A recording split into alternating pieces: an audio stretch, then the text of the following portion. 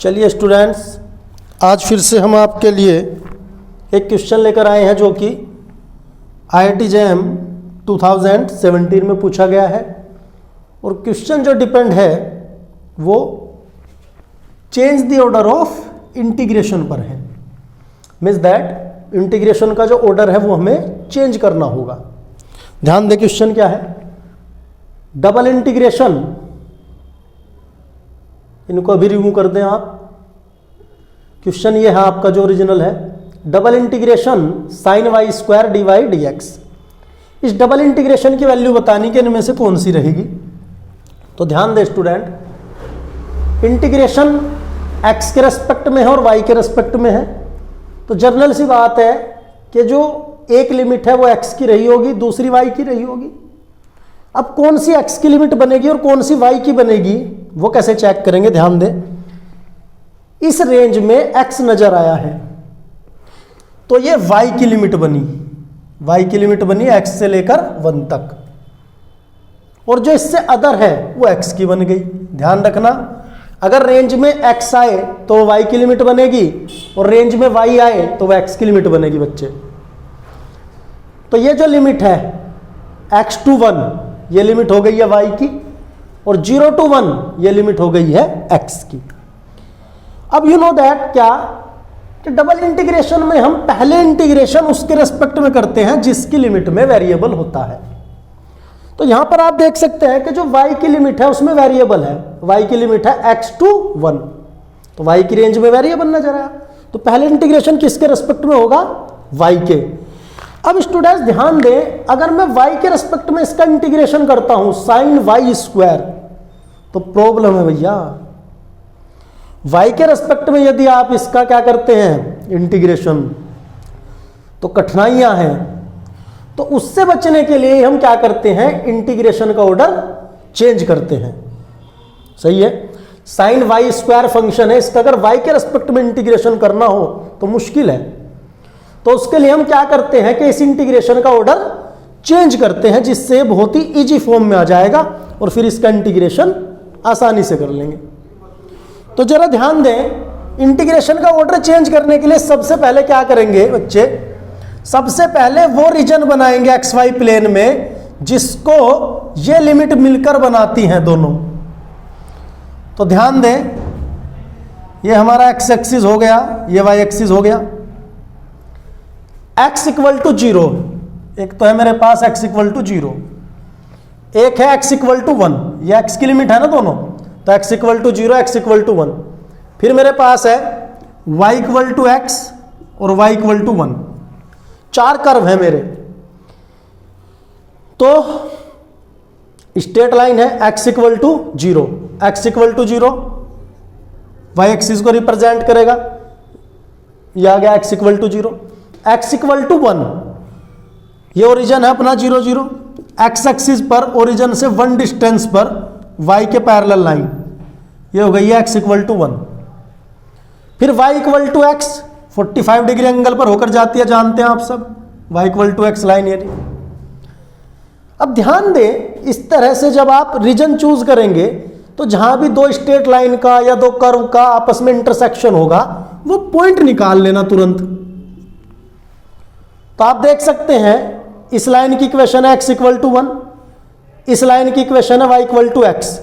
तो intersect point क्या बनेगा, जब आप x को 1 पुट करेंगे यहां तो y की वैल्यू भी क्या आएगी 1, मींस दैट ये पॉइंट आ गया 1,1। तो ये दोनों लाइनें एक दूसरे को कहां इंटरसेक्ट करेंगी, 1,1 पर। और कौन रह गया, y equal to 1, y equal to 1 means that origin से 1 डिस्टेंस पर x के पैरेलल लाइन,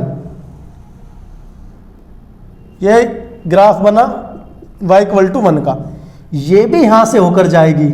अब आप पूछें क्यों, भैया इस पॉइंट के कोऑर्डिनेट है 1,1, यानी कि x की वैल्यू भी 1 है और y की वैल्यू भी 1 है। तो जो y इक्वल टू 1 लाइन है वो इस पॉइंट से तो होकर जाएगी, मींस दैट तीनों लाइन यहां आपस में क्या करेंगी, इंटरसेक्ट करेंगी। अब आप नोटिस करें बच्चे, क्या ये x इक्वल टू 0 है, एक था y इक्वल टू 1, ये थी मेरे पास जो मैंने यहां पर बनाई अभी। अब ध्यान दें बच्चों, अब ये देखिए कि ये जो लिमिट्स हैं,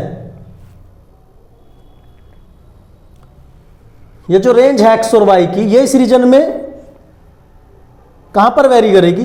ध्यान दें, एक्स है 0 से लेकर 1, तो x 0 से लेकर 1 तक इस वाले में भी है और इस वाले में भी है। ध्यान दो, x 0 कहाँ है? यहाँ पर, और x 1 कहाँ है? यहाँ पर।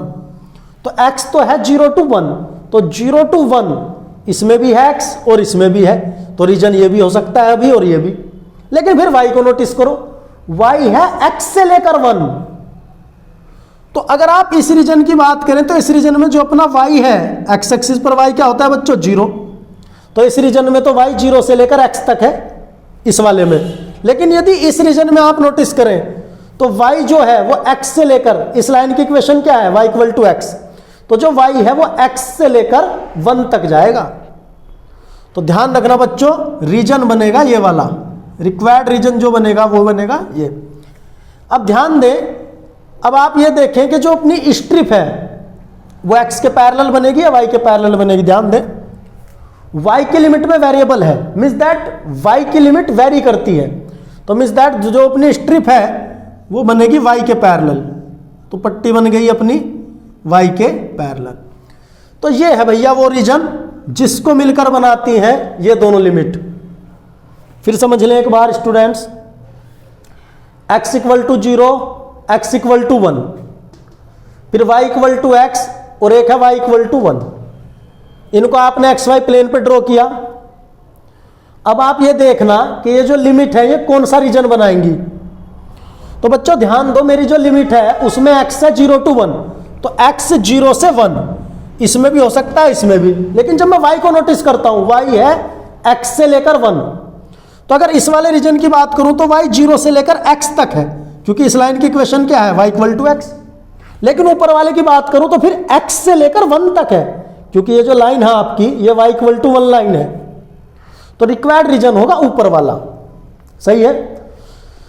तो बच्चे अब बात आई कि स्ट्रिप कैसे बनेगी। y की लिमिट में वेरिएबल है, मींस दैट y की लिमिट वेरी करती है। वेरी करती है कैसे? कहीं कम रहेगी, अगर आप ध्यान दें यहाँ इस स्ट्रिप की लेंथ कम है, आगे और कम है, यहाँ ज़्यादा है, तो जो अपनी स्ट्रिप है वो किसके पैरेलल चलेगी? y के, क्योंकि उसमें क्या है? वेरिएशन है। y की लिमिट में कौन आ रहा? वेरिएबल, मतलब y की लिमिट वेरी करती है, कहीं घटती है कहीं बढ़ती है, कहीं मिनिमम है कहीं मैक्सिमम है। तो आप ध्यान दें बच्चे, तो रीजन बना ऊपर वाला। अब तक हमने क्या किया है, ये लिमिट जिस रीजन को क्रिएट करती है उस रीजन को फाइंड आउट किया है। अब जब इसका आप ऑर्डर चेंज करेंगे इंटीग्रेशन का, तो ध्यान रखना बच्चों, अगर स्ट्रिप बनी है y के पैरेलल तो उसको कर देना x के पैरेलल, और स्ट्रिप बनेगी अगर x के पैरेलल तो उसको कर देना y के पैरेलल। इंटीग्रेशन का ऑर्डर चेंज हो जाएगा जो मुझे करना है। ध्यान दो कैसे। अब मैं इसका ऑर्डर चेंज करता हूं यहां दूसरे ग्राफ में, ये x एक्सिस ये y एक्सिस। ध्यान देंगे स्टूडेंट्स, बिल्कुल सेम ग्राफ बनाओ यहां, x equal to 1, this is the origin, this will be y equal to x and this line y equal to 1। बच्चों यहां पर स्ट्रिप अपनी y के पैरेलल है। अब इस स्ट्रिप को कर दो आप x के पैरेलल, तो अब इंटीग्रेशन का ऑर्डर हो जाएगा बच्चों चेंज। अब क्या बनेगा इंटीग्रेशन का ऑर्डर? यहां जाएं,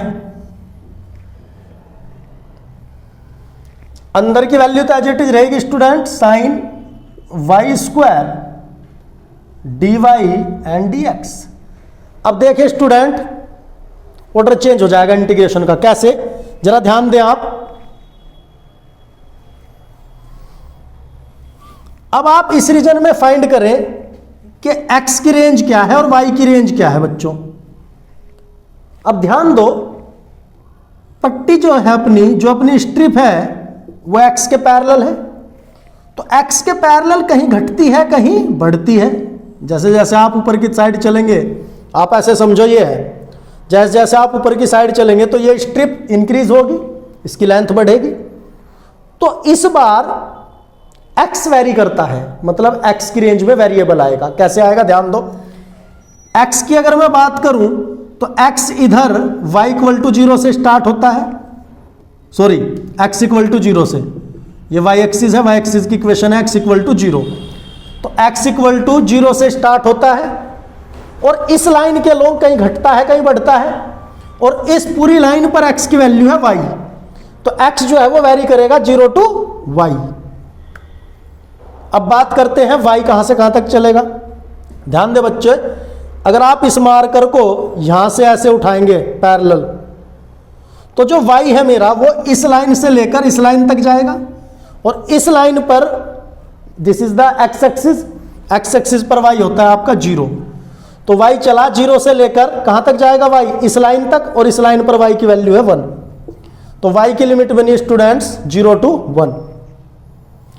तो ये हमने क्या किया, ये इस इंटीग्रेशन का ऑर्डर हमने क्या कर दिया बच्चों, चेंज कर दिया। ये इस इंटीग्रेशन का ऑर्डर हमने क्या किया, चेंज किया। अब आप ध्यान दें, अब किसकी लिमिट में वेरिएबल है, x की, तो अब इंटीग्रेशन होगा पहले x के रेस्पेक्ट में। आप नोटिस करना स्टूडेंट, यहां जो इंटीग्रेशन हो रहा था पहले y के रेस्पेक्ट में था, जो कि करना मुश्किल था। अब मैंने इस इंटीग्रेशन का ऑर्डर क्या कर दिया, चेंज कर दिया।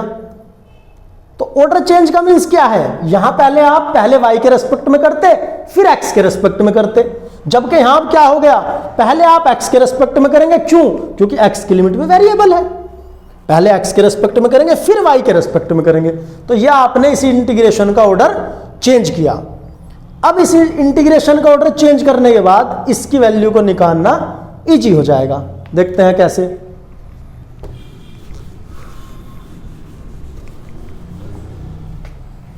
ध्यान दें, कितना निकला ये, x 0 to y, y 0 to 1, sine y square dy और dx। अब ध्यान देना, अब इंटीग्रेशन पहले करेंगे आप विद रिस्पेक्ट टू x, तो ध्यान दो कैसे लिखेंगे, y है 0 टू 1, अभी dy बाहर ही रखें, x की लिमिट है 0 टू y, सही है बच्चे, यहां लिख लें आप साइन y स्क्वायर, x की लिमिट है 0 टू y, और यहां लिख लें आप dx, यहां कुछ नहीं है तो 1 है। देखो y की लिमिट भी एज इट इज, y का फंक्शन भी एज इट इज, उधर dy भी एज इट इज, x की लिमिट रखी dx रखा, यहां पर कुछ नहीं है इनटू में, मींस दैट 1 है। तो अब आप इसका इंटीग्रेशन कर सकते हैं इजीली,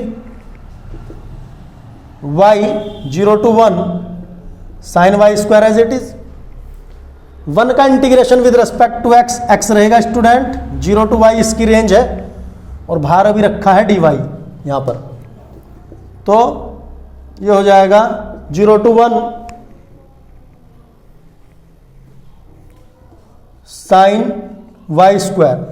जब आप यहां पर लिमिट रखेंगे y, फिर लोअर लिमिट -0, तो y आ जाएगा स्टूडेंट्स y इंटू में क्या, dy। अब अपना डबल इंटीग्रेशन सिंगल में कन्वर्ट हो गया, यहां के बाद तो वही अपना पुराना मेथड है। देखते हैं